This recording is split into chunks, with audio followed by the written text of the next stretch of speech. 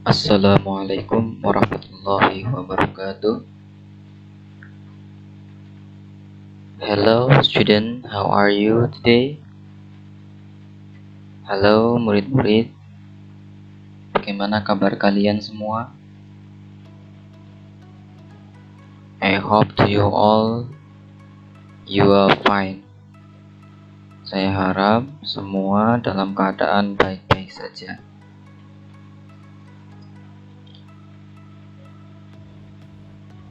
Sebelum kita belajar pelajaran bahasa Inggris pada hari ini, marilah kita berdoa terlebih dahulu dengan bacaan Al-Basmalah. Bismillahirrahmanirrahim. Sebelum kita mulai, before our studying, I hope to you all to serve the book. Sebelum kita mulai belajar, saya harap semua menyiapkan buku, khususnya buku panduan siswa atau lembar kerja siswa yang sudah dibagikan oleh Bapak Ibu guru, and open on the first chapter, on chapter 1, dan buka pada bab 1 atau bab pertama, and title of Sang Kuryang, dengan judul Sang Kuryang. And open on page number 5 dan buka pada halaman nomor 5. And today we will study chapter 1, dan sekarang kita akan belajar bab 1, yaitu narrative text. Anak-anak bisa lihat di LKS halaman nomor 5. Narrative text. The English lesson for class 3. Okay, we start studying. Kita mulai belajar. Definition of the narrative text. Definisi daripada teks naratif. Apa sih teks naratif itu? Nah, berikut kita akan belajar definisinya. What is narrative text? Apakah yang dimaksud dengan narrative text? A narrative text is a story that we write or tell to someone.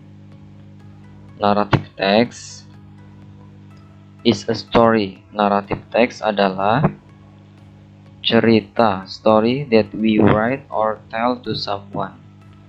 Sebuah cerita yang kita tulis atau kita ceritakan kepada seseorang. Jadi narrative text ini biasanya teks berbentuk cerita atau dongeng. Atau secara spesifik, maksud daripada narrative text adalah narrative text is a imaginative story to entertain people. Narrative text adalah cerita imajinatif atau cerita hayalan.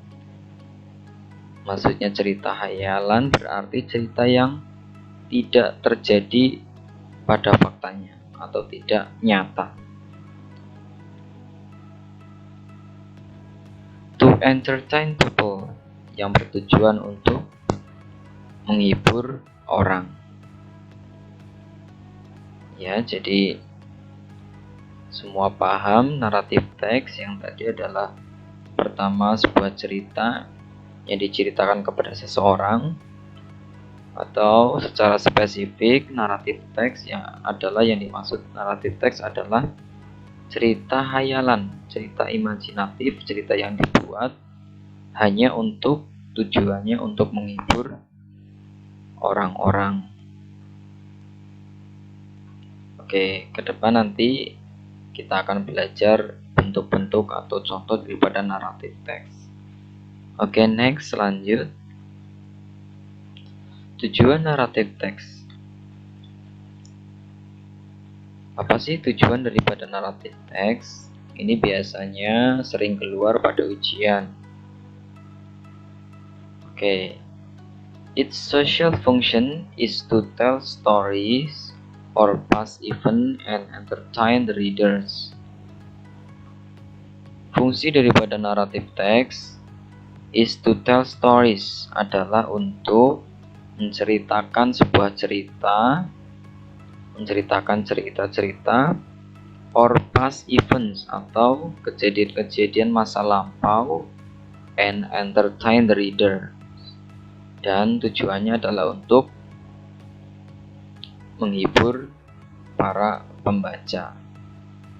Jadi fungsi daripada tujuan daripada naratif teks adalah untuk menghibur para pembaca, to entertain the readers. The aim of narrative text is to amuse or to can entertain the readers. Tujuan utama dari sebuah teks naratif yakni adalah to amuse, untuk menghibur, or to can entertain, atau dapat membuat menarik daripada the reader, daripada para pembaca. Jadi tujuan dibuatnya naratif teks itu hanya untuk hiburan, untuk menghibur para pembaca. Next, the generic structures of narrative text. Struktur umum daripada naratif teks adalah, yang pertama, naratif teks itu terdiri dari apa saja. And the first is orientation. Yang pertama adalah orientasi. Orientation. What is orientation? Bisa lihat di dalam buku. Orientation in this part is the introduction parts of a narrative text. Pada bagian orientation ini adalah sebuah pengenalan. Orientation biasanya terdapat pada teks paragraf pertama. Ya, orientation yaitu digunakan untuk bagian pengenalan, introduction parts of a narrative text, sebuah pengenalan daripada teks itu. This part introduce the participants. Bagian orientation ini mengenalkan para participants, mengenalkan peserta-peserta atau pemain-pemain yang ada dalam teks tersebut, cerita tersebut, and inform the time, dan menginformasikan waktunya kapan terjadi, and the place, dan tempatnya di mana, or where and when the story take place, dan di mana dan kapan cerita itu terjadi. Orientation itu adalah sebagai bagian pembuka daripada naratif teks tadi, yang digunakan untuk mengenalkan pemain-pemain cerita itu siapa saja, terjadi di mana, kemudian kapan cerita itu terjadi. Nah, ini adalah sebuah orientation. Bagian pertama daripada naratif teks yang terletak pada awal cerita atau di paragraf pertama. Fungsi daripada orientation adalah untuk dapat memperkenalkan kepada para pembaca atau pendengar mengenai berbagai karakter dari cerita narasi, waktu, dan setting dari cerita tersebut. Sudah jelas. Orientation itu tadi bagian pertama. Paragraf biasanya terdapat pada paragraf pertama. Bagian orientation ini biasanya dapat ditulis singkat singkat dan dapat menjawab pertanyaan who siapa, what apa, where di mana, dan when kapan. Jadi orientation itu biasanya dibuat singkat pada awal paragraf yang mengenalkan siapa pemerannya, apa yang terjadi, di mana cerita itu terjadi, dan kapan cerita itu terjadi. And the next bagian yang selanjutnya adalah complication. This part describe the conflict among the characters or the problem should be overcome by the main character. Bagian ini menerangkan konflik atau masalah-masalah among the character pada pemeran-pemeran yang terjadi dalam cerita tersebut, atau or the problems should be overcome, atau masalah-masalah yang harus dihadapi by the main character oleh pemeran utama dalam cerita tersebut. Jadi complication ini adalah sebuah konflik, biasanya di dalamnya adalah konflik atau sebuah masalah yang terjadi dalam cerita tersebut. Lebih jelasnya, complication merupakan bagian selanjutnya daripada orientation atau bagian kedua. Bagian ini merupakan sebuah bagian yang ditunggu oleh para pembaca. Bagian ini merupakan bagian yang biasanya ditunggu bagian tengah oleh para pembaca cerita tersebut dan pendengar. Karena pada bagian inilah sebuah masalah dalam cerita itu timbul. Jadi masalah-masalah, bagian-bagian yang menarik dalam cerita itu ada dalam complication, sehingga dapat membuat cerita naratif itu menjadi menarik untuk dibaca dan mudah dan tidak membosankan. Next, bagian selanjutnya adalah resolution. This part show the way of character to solve the crisis better or worse. Bagian ini menunjukkan cara atau tingkah to solve the crisis better or worse. Cara daripada para pemeran itu untuk memecahkan krisis atau masalah menjadi baik atau menjadi buruk. Jadi biasanya resolution ini tadi terjadi complication, yaitu terjadi masalah-masalah dalam cerita itu, kemudian di resolution ini biasanya terjadi sebuah solusi yang dikerjakan oleh pemeran itu. Lebih jelasnya, pada bagian resolution ini masalah-masalah yang terdapat pada salah satu bagian complication yang mulai diselesaikan dengan adanya berbagai solusi. Yang selanjutnya ini tidak ada di buku anak-anak, yaitu reorientation. Ini adalah bagian opsional atau bisa jadi ada dalam sebuah cerita atau boleh juga tidak ada dalam sebuah cerita naratif teks.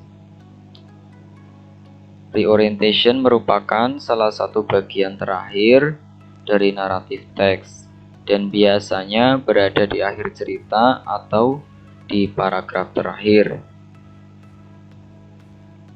Reorientation juga merupakan sebuah pilihan yang artinya para penulis yang ingin membuat naratif teks ini boleh menggunakan bagian reorientation ataupun tidak. Pada bagian reorientation ini biasanya berisi tentang pesan-pesan yang terkandung dalam sebuah cerita itu yang bermanfaat bagi para pembacanya. Pesan-pesan tersebut dapat berupa sebuah pesan moral ataupun pengajaran daripada sang penulis yang menulis cerita tersebut.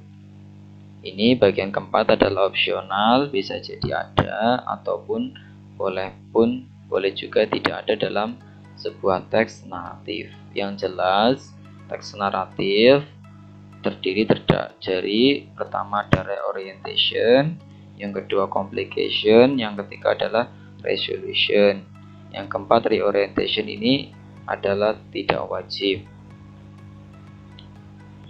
Next, yang selanjutnya adalah language features of narrative text.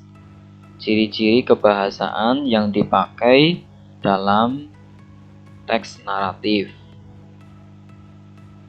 Biasanya teks naratif itu yang pertama menggunakan using action verb, process verb, yaitu menggunakan kata kerja aktif. Contoh daripada kata kerja aktif adalah when. Jadi menggunakan kata kerja aktif, contohnya when pergi. Dalam sebuah cerita biasanya pemeran pergi kemana itu diceritakan. Shall good, sang, slept, dan lain-lain. Ini contoh daripada proses verb atau kata kerja aktif. Pekerjaan yang dilakukan oleh pemeran dalam sebuah cerita itu. Next, yang kedua, biasanya teks naratif menggunakan using temporal or time conjunction, yaitu menggunakan kata penghubung. Using conjunction, menggunakan kata penghubung. Apa contohnya? Contoh daripada kata penghubung adalah then. Biasanya digunakan untuk menghubungkan cerita paragraf 1 kemudian ke paragraf selanjutnya, atau cerita 1 ke cerita selanjutnya.